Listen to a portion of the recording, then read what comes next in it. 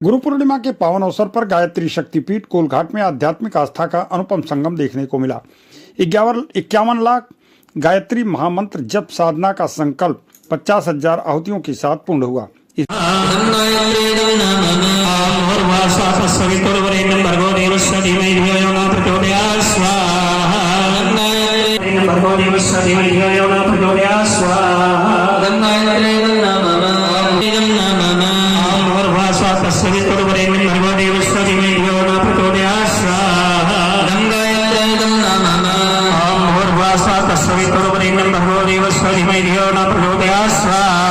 दौरान व्यास पूजन, गुरु महिमा का गुणगान और गुरु दीक्षा कार्यक्रम आयोजित कर श्रद्धालुओं को ज्ञान, संस्कार और साधना का संदेश दिया गया।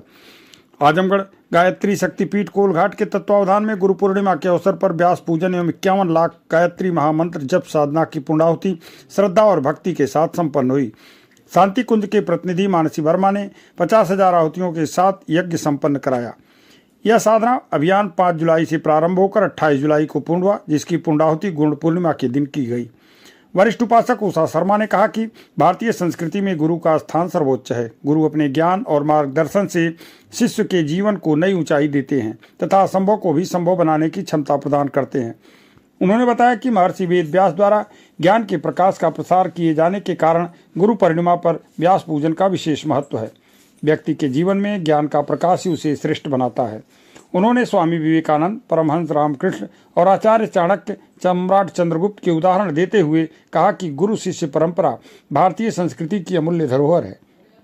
कार्यक्रम का उद्देश्य समाज में सद्भाव, संस्कार और पारिवारिक रिश्तों को मजबूत करना रहा है। उन्होंने बताया कि जप और यज्ञ से वातावरण का शुद्धिकरण होता है तथा गुरु दीक्षा के माध्यम से शिष्य के भीतर चेतना और आत्मिक जागरण का संचार होता है। इस अवसर पर 10 श्रद्धालुओं ने गुरु दीक्षा ग्रहण की। इस मौके पर वरिष्ठ उपासक उषा शर्मा ने क्या कहा, सुनिए आप उनकी बात। आज गुरु पूर्णिमा पर्व और व्यास पूजन के साथ साथ जो 5 तारीख से 51 लाख गायत्री महामंत्र की समूह साधना का संकल्प था, उसकी आज पूर्णाहुति हुई है 50,000 आहुतियों को प्रदान करके।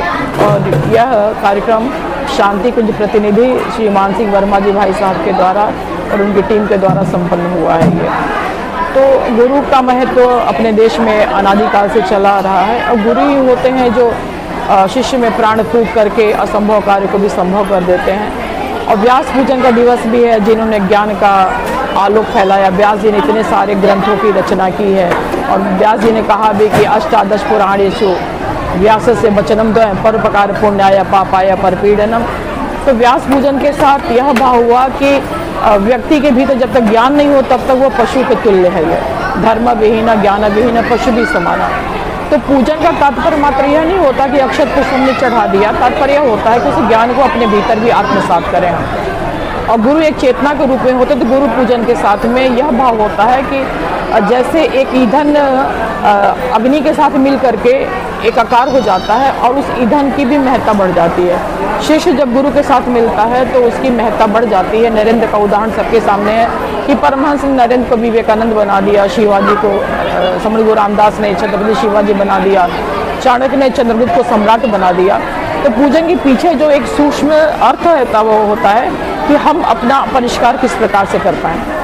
तो क्या 51 लाख की समूह साधना 54,90,000 पर कल शाम को पूर्ण हो गई। उसकी पूर्णाहुति आज हुई है शांति कुंज प्रतिनिधि के द्वारा।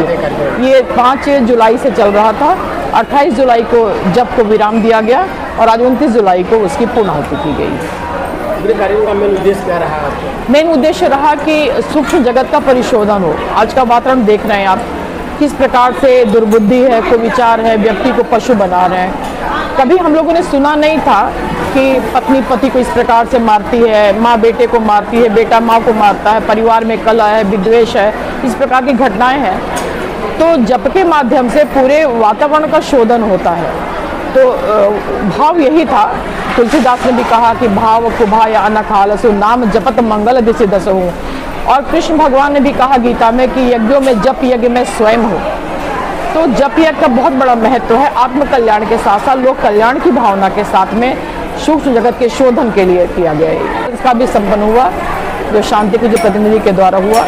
और दीक्षा के समय यह बताया गया कि गुरु को ऐसा ना समझे कि देह से नहीं है तो उसका अस्तित्व तो समाप्त होता हुआ माना जाता है। दीक्षा के माध्यम से उस गुरु की परा चेतना से, परम चेतना से व्यक्ति अपने आप को जोड़ता है। जैसे बिजली घर से जब तक ट्रांसफार्मर कनेक्ट नहीं होगा तब तक लोगों के घर में बिजली नहीं आ पाएगी। तो बिजली घर से ट्रांसफार्मर में आता है, ट्रांसफार्मर से फिर सबके घरों तक जाता है, पर कनेक्ट होना बहुत ज़रूरी होता है। दीक्षा के माध्यम से गुरु की शक्ति के साथ हम कनेक्ट होते हैं, हम जुड़ते हैं, तब जाके गुरु की चेतना हमारे भीतर काम करती है। कितने लोगों ने लिया है? यहाँ पे 10 लोगों ने लिया है दीक्षा। भोजन प्रसाद के साथ में इस कार्यक्रम को विराम दिया गया और दक्षिणा में यही मांगा गया कि हर व्यक्ति नशा जो भी करते हैं नशा को छोड़े, हमारा परिवार, हमारा समाज नशा मुक्त होता हुआ चला जाए, व्यसन मुक्त होता हुआ हमारा समाज चला जाए। इस संकल्प के साथ में कार्यक्रम को विराम दिया गया।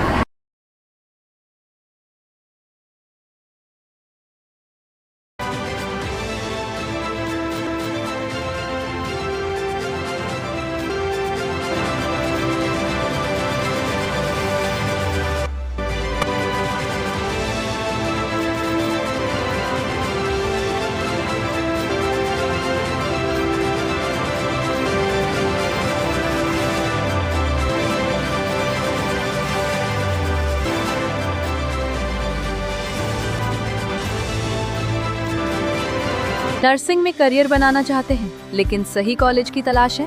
अब इंतजार खत्म। रेनबो नर्सिंग कॉलेज अब है INC अप्रूव्ड यानी मान्यता प्राप्त डिग्री, बेहतर ट्रेनिंग और पूरे भारत में जॉब के अवसर। अब आपका सपना बनेगा एक मजबूत और सुरक्षित करियर। आज ही जुड़े रेनबो नर्सिंग कॉलेज से और अपने भविष्य को दें सही दिशा।